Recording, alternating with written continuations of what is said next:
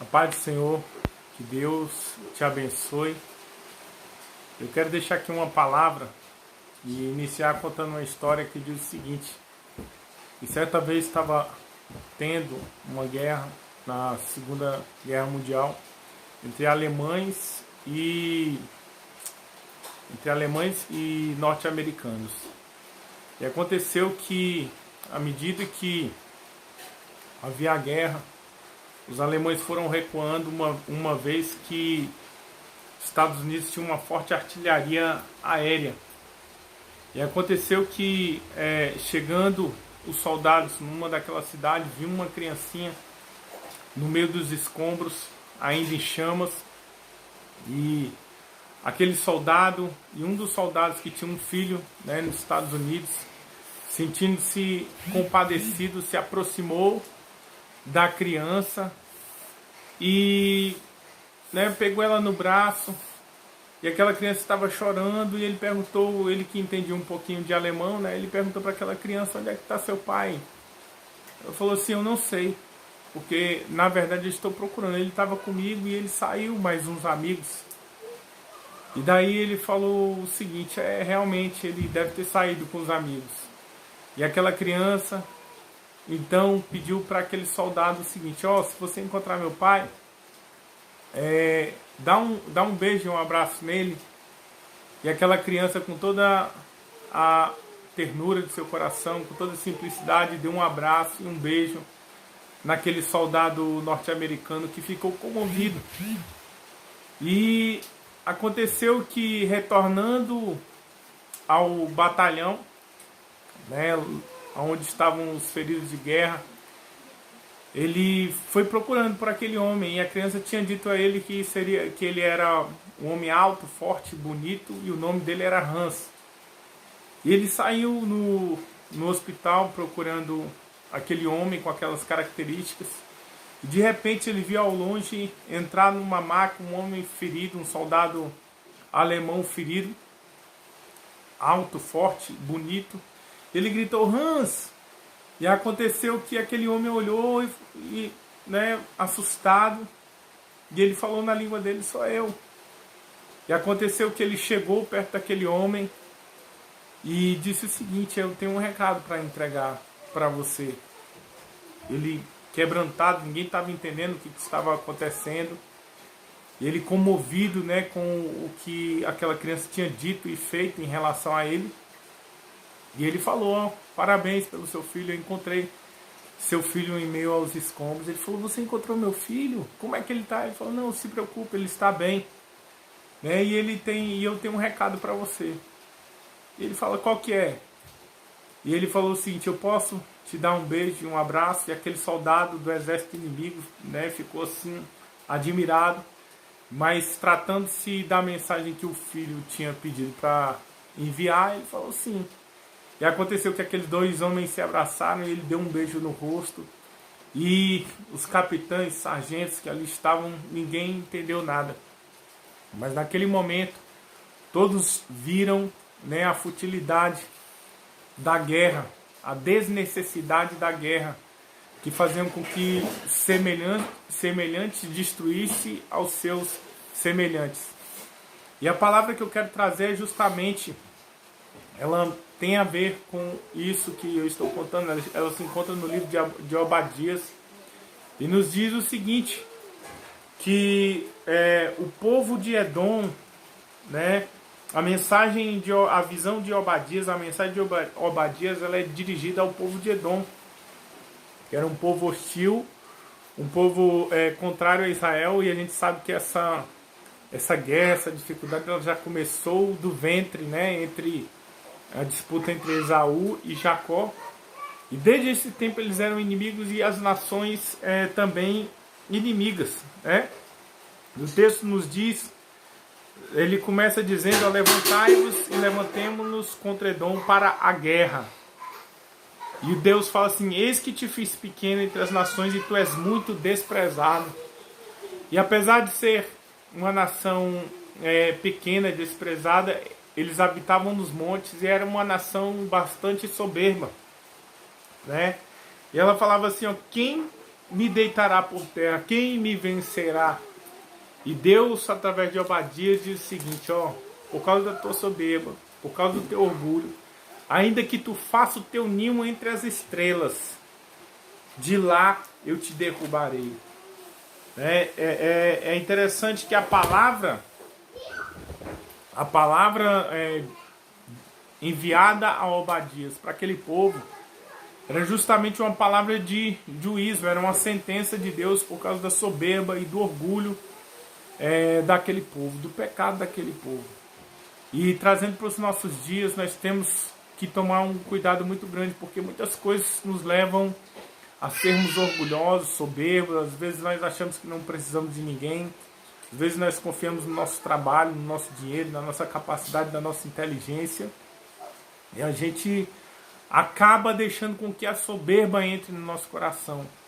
Uma velha receita que a gente sabe que derrubou Lúcifer e que ele usa a mesma coisa para derrubar pessoas, para afastar as pessoas de Deus. Foi com a mesma soberba que ele caiu, que ele derrubou Adão e Eva, né, tentando fazer com que eles quisessem ter o mesmo poder e ser igual a Deus. E Deus rechaça essa questão aqui em relação a Obadias, que dizia, quem me deitará por terra? E no verso 4 o Senhor nos diz através de Obadias, se te remontares como águia e puseres o teu ninho entre as estrelas, de lá eu te derrubarei, diz o Senhor. E ele continua dizendo a partir do verso 5, ó, se viessem a ti ladrões de noite, não levariam só o que bastariam?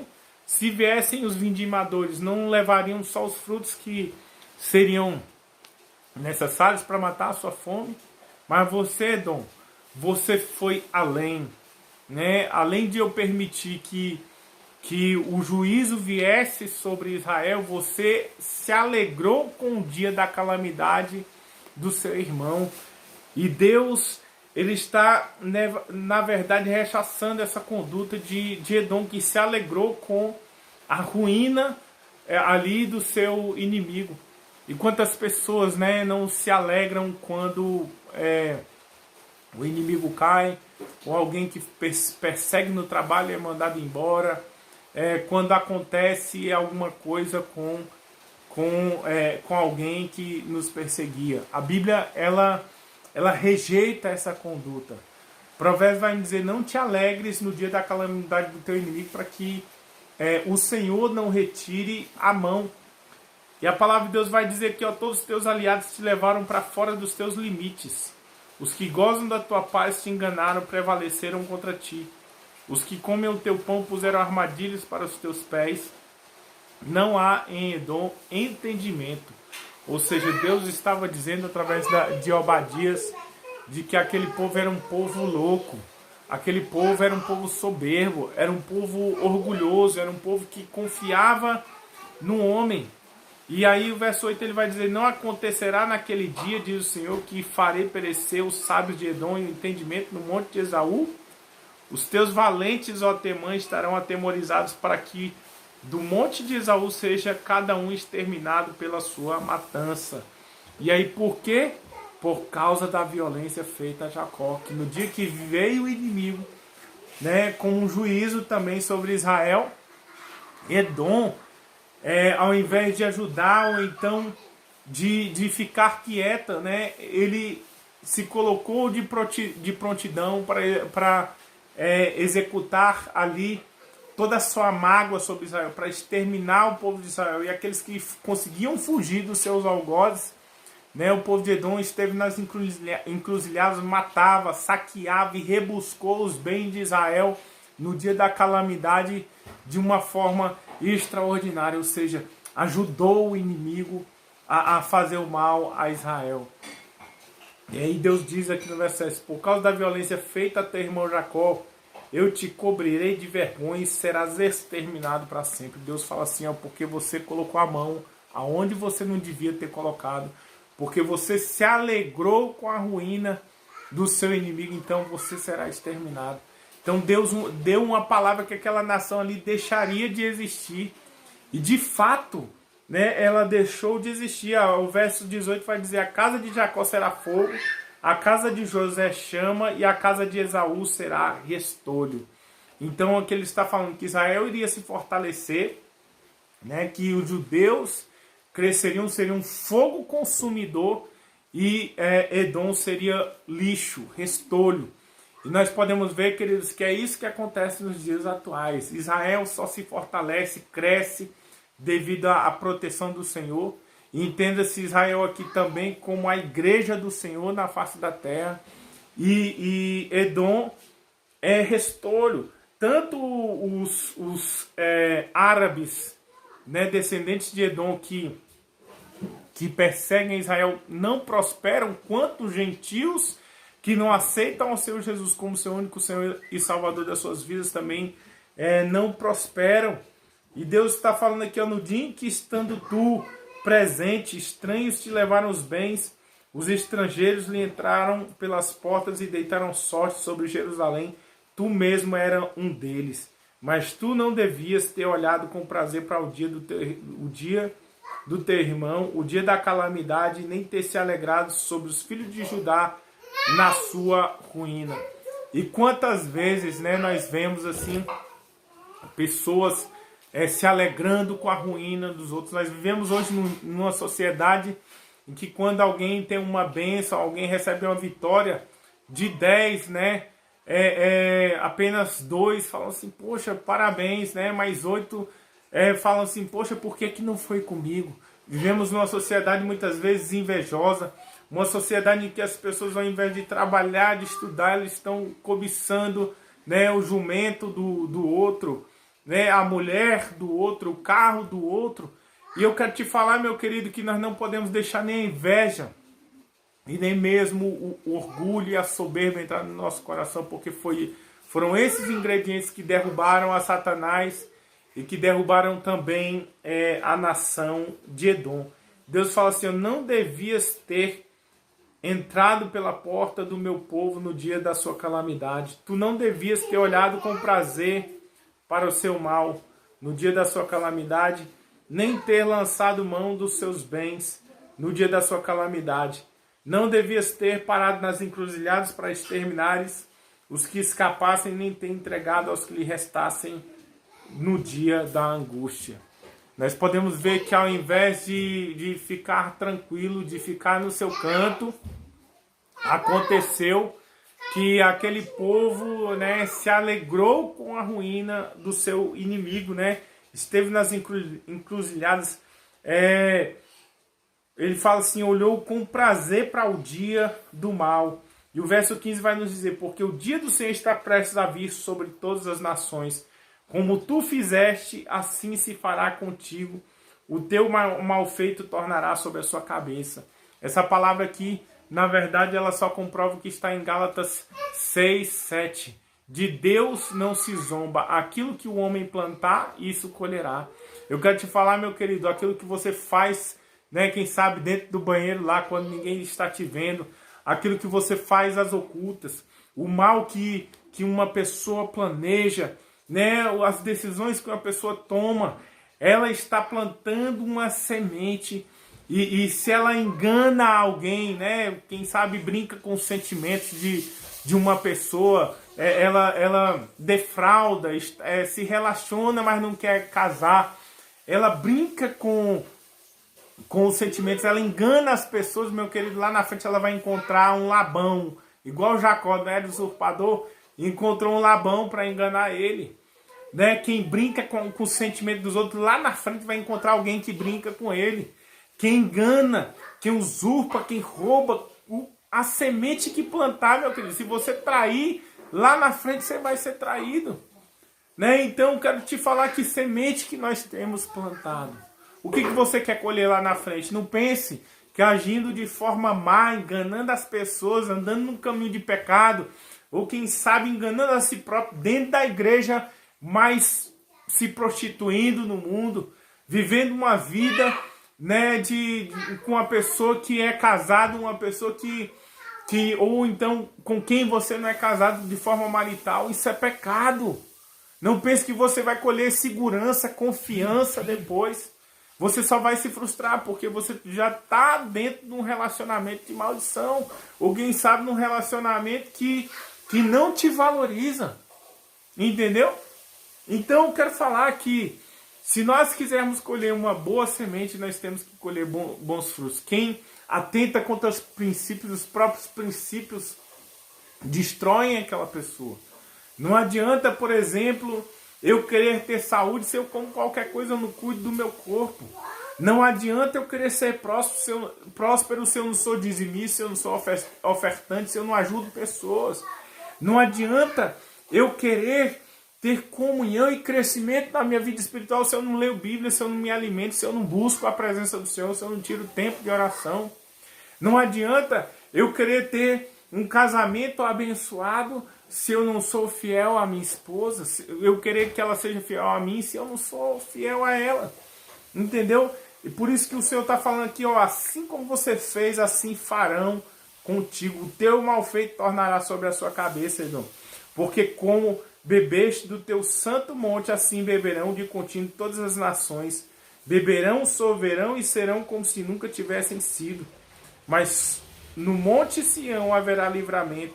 O monte será santo e os da casa de Jacó possuirão as suas herdades. Deus está falando aqui, ó, eu vou permitir que Israel seja chicoteado, que ela seja tratada pelo seu inimigo, e ela voltará e ela dominará as suas heranças, mas você será destruído. Eu farei com que Israel volte e seja fogo consumidor em relação às nações em redor, mas você vai deixar de existir porque você se alegrou com o dia do sofrimento, o dia da calamidade, o dia da angústia de Israel. Eu quero te falar, meu querido, que a palavra dita a Abraão lá em Gênesis capítulo 12, né? Seja tu uma bênção e abençoarei os que te abençoarem e amaldiçoarei os que te amaldiçoarem. Ela é uma verdade para a igreja. Ela é uma verdade para mim e para a sua vida. Se nós estamos debaixo do sangue do Senhor, nós, como ovelhas, não precisamos nos preocupar com quem nos calunia, com quem nos persegue, com quem nos amaldiçoa, porque aqueles que nos amaldiçoam, eles são amaldiçoados. Aqueles que nos abençoam, eles são abençoados. Se você está sendo perseguido na sua faculdade, na sociedade, nós temos visto, né, decretos serem levantados contra a igreja, meu querido, fique tranquilo, porque nós não estamos caminhando sem rumo. Nós não estamos desamparados, nós temos um supremo pastor que cuida da igreja, aquele que toca na igreja, meu querido. Ele está atraindo maldição para si, é isso que a palavra de Deus fala. E ele vai dizer que ninguém mais restará da casa de Esaú, porque o Senhor falou.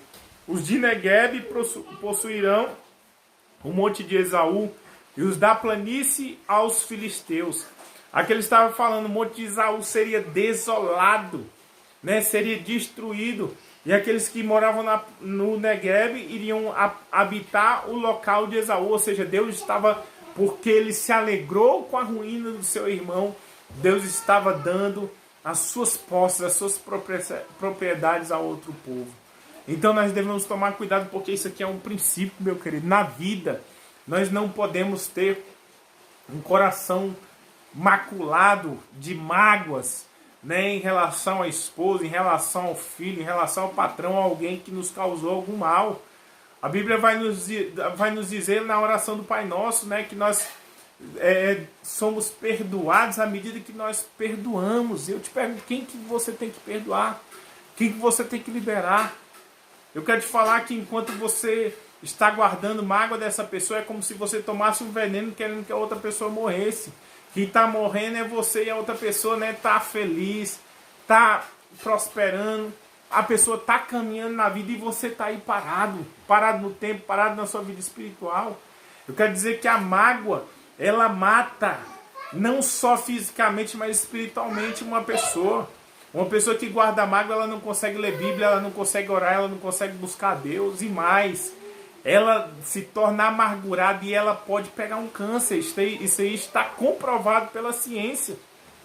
E aqui ele fala aqui, que possuirão também os campos de Efraim, os campos de Samaria, e Benjamim possuirá a Gileade, Os cativos do exército dos filhos de Israel possuirão os cananeus até Sarepta, e os cativos de Jerusalém que estão em Sefarade possuirão a cidade do sul. Deus estava falando que Israel, embora estivesse cativa, eles voltariam e possuiriam novamente as suas propriedades em Israel. Isso aqui é um milagre, meu querido, porque várias nações durante a história começaram, né, e depois deixaram de existir. Israel, mesmo espalhado por toda a face da terra, em 1948, Deus restaurou a nação de Israel e trouxe novamente, reuniram novamente os judeus. E eu quero te dizer, meu querido, que Deus é poderoso, Deus é maravilhoso. A palavra que Deus envia, uma sentença que Deus dá, ela se cumpre. Uma lei, uma palavra que Deus fala, ela se torna lei. E eu quero te falar, talvez você esteja, né, vivendo a sua vida só quebrando a cara, desferindo golpes ao vento, batendo no muro invisível, mas isso é porque você quer andar numa vida de pecado, quer, quem sabe, levar uma vida de religiosidade, uma vida em que você acha muitas vezes que servir a Deus está restrito apenas ao templo. E eu quero te falar, aproveite esse tempo de quarentena para você fazer da sua casa um altar, para você reunir sua família, adorar, buscar ao Senhor. Porque nós podemos ver aqui, ó, que Edom, por causa da sua soberba, por causa do seu orgulho, por guardar mágoa e se alegrar no dia da calamidade do seu inimigo, deixou de existir e foi totalmente destruída. Então, eu quero falar que talvez as coisas não estejam dando certo para você por causa da mágoa, porque você tem se alegrado com a ruína do seu inimigo, porque você não tem olhado para os princípios descritos na palavra de Deus. E eu quero deixar aqui uma palavra para você: se arrependa, mude hoje, ore mais, leia mais Bíblia, busque a presença do Senhor, né? Cresça em intimidade e faça o contrário do que Edom fez, e com certeza Deus separará para você, né, um lugar no céu e você viverá eternamente. Eu finalizo essa palavra dizendo o seguinte, que Jesus Cristo, ele é o caminho, a verdade e a vida. E nós só podemos ir ao Pai só por Ele. Se nós quisermos ter a vida eterna, nós temos que crer no nosso coração que Jesus Cristo veio a essa terra e o confessarmos como nosso único Senhor e Salvador e nos arrependermos do pecado. Porque não adianta eu dizer que eu sirvo a Deus e eu, né, ter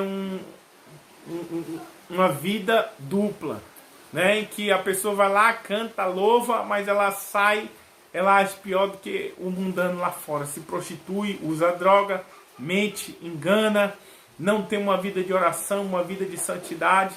E eu quero te convidar a olhar para a semente que você tem plantado. Plante uma boa semente e com certeza você colherá bons frutos. Fica aqui, um grande abraço. Se você, né, tiver alguma dúvida em relação a essa palavra, quiser deixar uma sugestão, deixe logo mais aqui abaixo a sua sugestão e na medida do possível nós estaremos respondendo. Fica na paz.